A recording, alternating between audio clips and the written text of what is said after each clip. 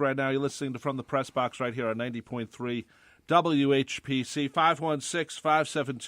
516-572-7440 if you'd like to make a comment or a question or have a question. See, this is hi-fi, okay? High fidelity. You know what that means? That means this is the highest quality fidelity. Hi-fi. Those are two very important things to have in the stereo system. Join me, Kim Tracy, on High Fidelity for a mix of music with a focus on newer music and lesser-known artists every every Thursday at 2 p.m. on the Voice of Nassau Community College 90.3 WHPC and streaming with the iHeartRadio and TuneIn apps. A Super Bowl champion, U.S. Congressman, publisher of Long Island Business News, award-winning authors, physical fitness life coach, and celebrities like Billy Crystal and Eddie Murphy? I had no idea so many awesome people got their start at Nassau Community College. Well, they're always saying that NCC is where success stories begin. With people like that as graduates, it must be true. Hello, I'm Dr. Linda Nadian. And I'm Aurora Workman, the president of Nassau Community College Alumni Association. Together, we're the hosts of Lion Tales, a show that highlights proud graduates of Nassau Community College. Join us each week when distinguished alumni stop by to share stories, laugh a little, and remind us what things were like when they were students at Nassau Community College. My fabulous friend Linda and I will also share the latest alumni news and updates, so tune in Tuesdays at 4 p.m. to the Voice of Nassau Community College, 90.3 WHPC, or listen online with the iHeartRadio app. Hey everybody, Rachel Ray here. Nothing brings a bigger smile to my face than cooking up a big meal for the whole family and lots of friends. But there's not enough room at my table for the 17 million kids in our country who struggle with hunger. That's why the Feeding America nationwide network of food banks collects surplus food to give hope to hungry kids. But they can't do it without your help. Support Feeding America and your local food bank at feedingamerica.org. A message from Feeding America and the Ad Council.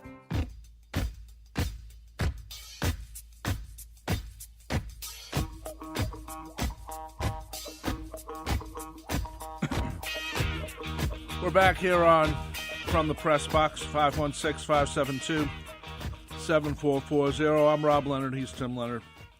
We're here every Monday, 9 a.m. to 10 a.m.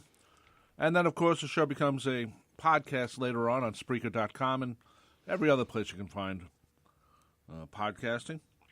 Brother, let's quickly talk about the Yankees because they have made the postseason, as you will say. Yes. Not the playoffs. But not the playoffs. The postseason. You don't count this as the playoffs. It's not. Why not? Because it's not. It's Major League Baseball would like you to think otherwise. It's created by Bud Selig boondoggle, as far as I'm concerned.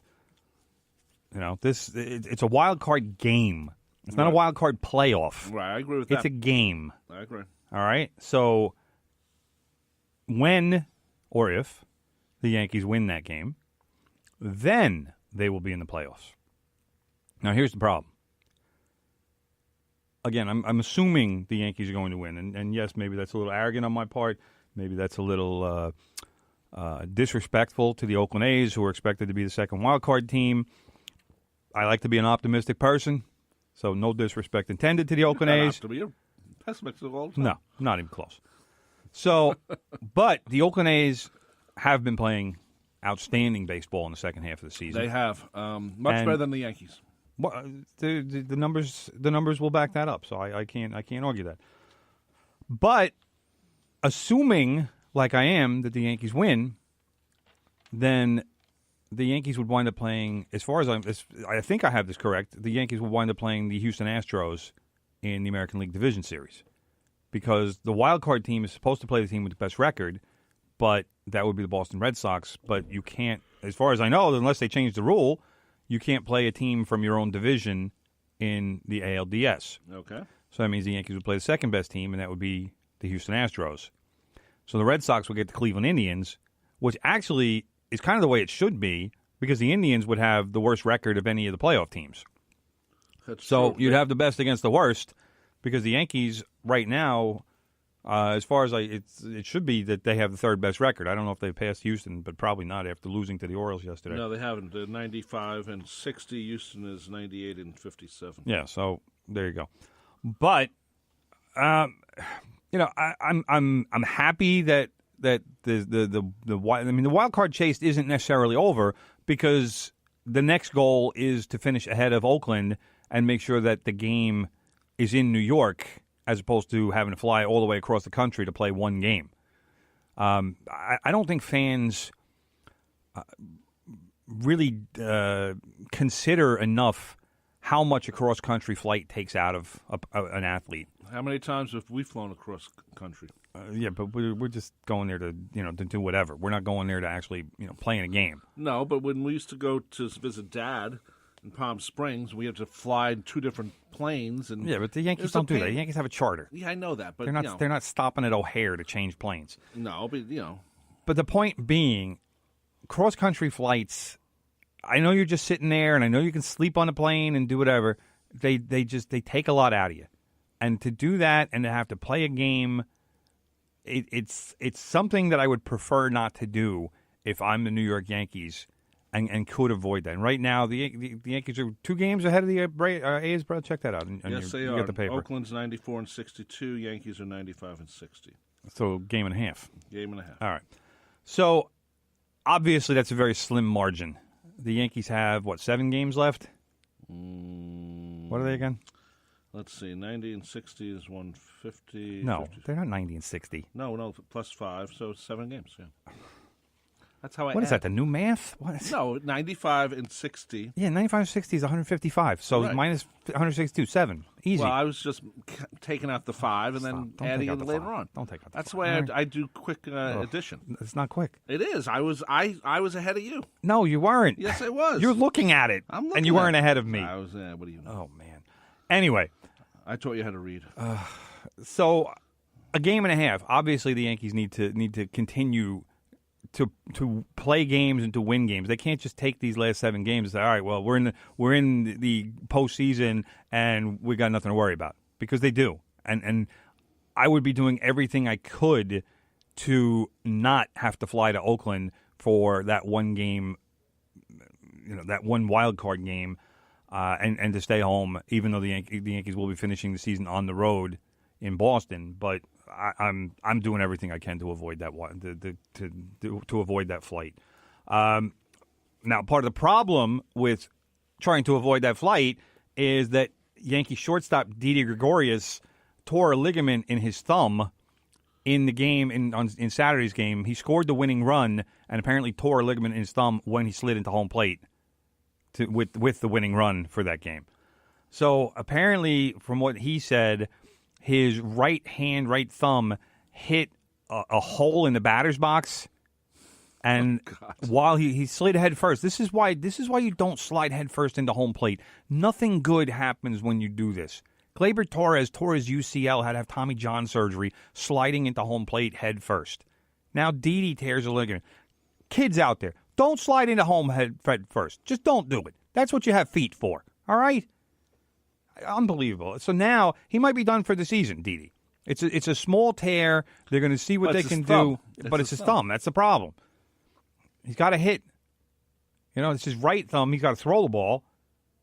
I don't know. I don't see him being able to play, but I don't know. We'll see. We'll see what the trainers can do and how they can, what they can do to keep him in. This, though, the good thing about when the Yankees got Adeiny Echeverria, which at the time I was kind of befuddled by that, because I'm like, what is this guy? What do they do with him?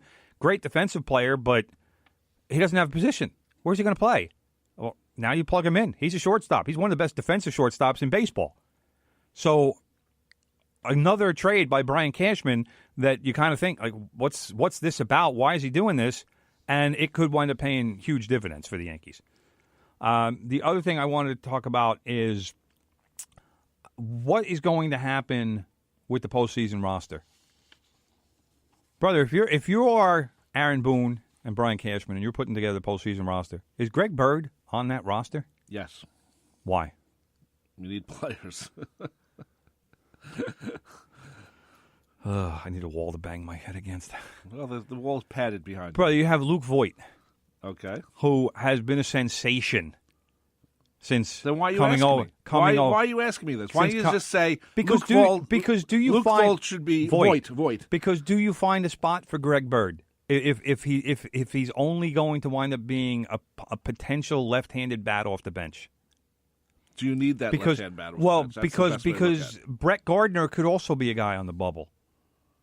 We love Gardy. We love Gardy. He's been around for a long time, and you love the grit and the fire that he brings. But is he going to be on? Is he going to be around? And Neil Walker can back up at first base if an emergency happens. If I'm Aaron Boone, I want Brett Gardner on the bench. If for nothing else than the intangibles he brings. You could pinch run him if need be. He brings a certain amount of fire and intensity that I think very few Yankees bring. And obviously brings playoff experience and postseason experience. I think you need Brett Gardner out there. Greg Bird, on the other hand, in the last 2 months has done next to nothing. He's a guy who you could send up to hit a home run maybe, but you're talking one all-or-nothing swing. So I don't know if there's going to be a spot for Greg Bird on the postseason roster. I really don't. And I hate to say that because I love homegrown Yankees, and he's a homegrown Yankee. I think the Yankees should have Luke Voigt. Got his name right. That's good. Instead of Greg Bird. How's that? Very, very sagacious, brother. Thank you. But that's the guy. The second big word you've used in the past week with me. That's a guy that, for Greg Bird, I'm saying, I love homegrown Yankees. I've been defending Greg Bird pretty much all season. But you need to produce, and you need to do something to justify your spot on the postseason roster.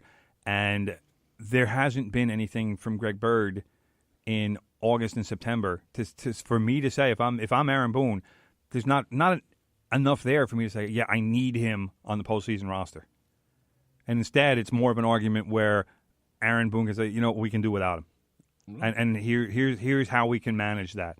But if he's not on the postseason roster, Greg Bird, then I have to wonder what his future is with the Yankees.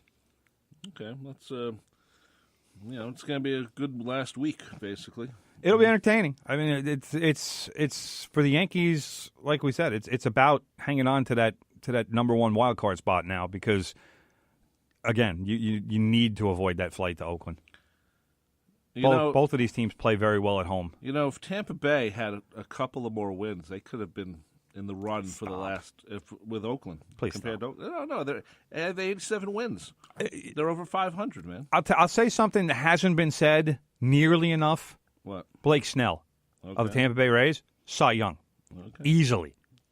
My mook friend Croce keeps talking about he thinks David Price is going to get votes for the Cy Young Award. No. It just shows how stupid he is. Well, let's quickly get to the Mets because let's be honest, Jacob deGrom.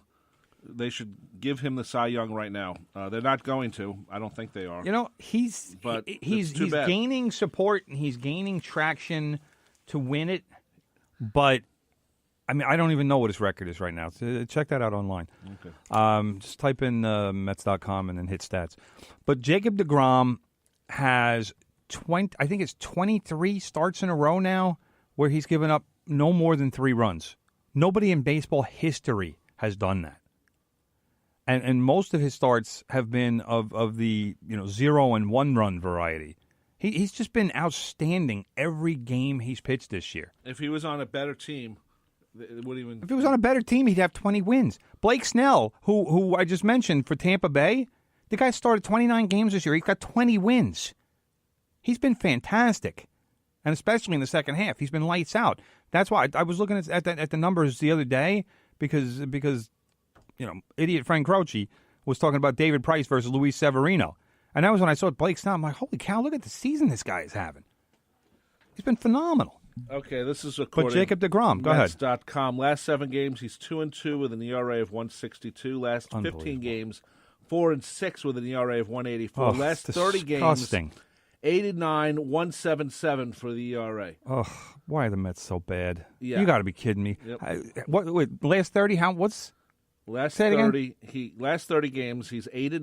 8-9. And ERA is 1.77. Oh, that's disgusting. And right now he is 9-9 with a 1.77. That's a season. Season is 9-9. Yep. He might be the only pitcher in baseball history to win. Well, actually, the only starting pitcher in baseball history to win the Cy Young without double-digit wins. Yep.